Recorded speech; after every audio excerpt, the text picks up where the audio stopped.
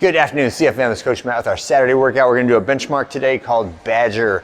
All right, so earlier in the week, we did some heavy hang squat cleans. Today, we're doing higher rep, lighter weight, and that high volume hang squat clean. Same movement, but a different domain, right? And then it's the same thing for the pull-ups. So earlier in the week, we did some heavy, lower rep, strict pull-ups. Today, it's higher reps, higher volume, higher speed, more fatigue.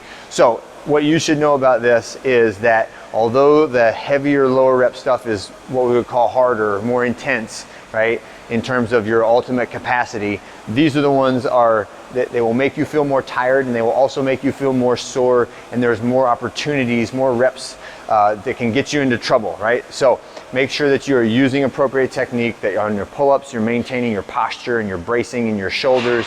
On the hang squat cleans, make sure we're using good shoulder position for that catch, right? So we'll stretch out each of these things in the warm-up that I'm about to go over, but just make sure that since we're doing so many more reps, it's 90 and 90 of each of these, that your position, your posture, your technique is great even when you are very fatigued on it, okay? So 2 rounds through, 2 minutes of warm-up pace cardio to start each round. Then we're gonna do some bench T-spine openers. So just get on the bench, put your elbows on top of it, hands together, and try to push head past your arms and really stretch out the thoracic spine, right? And get 5 reps of that. Fire hydrant, this is a hip exercise where I'll be on the quadruped position and I'm just squeezing my knee out to the side and not letting my hips rotate, right? So I'm just moving my femur inside the pelvis, right? That's it, 5 on each side for that. Then we'll get into the barbell stuff. So practice some front rack stretches, and then a 10-second pause at the bottom of the front squat, and then some hang squat clean reps, right? So top of the knees, jump, pull, and catch at the bottom. So 5 reps of that.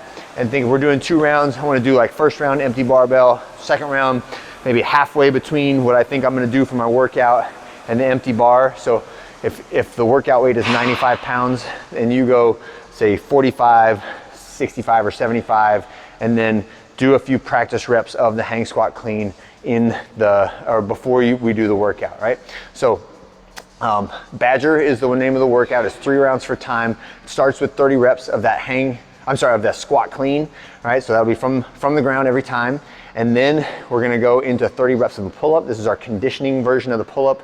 So butterfly is fine, kipping pull-ups are fine, banded pull-ups are fine. These are lighter, higher reps and faster movement. I would like for you to be able to do in the teens of reps before you have to stop.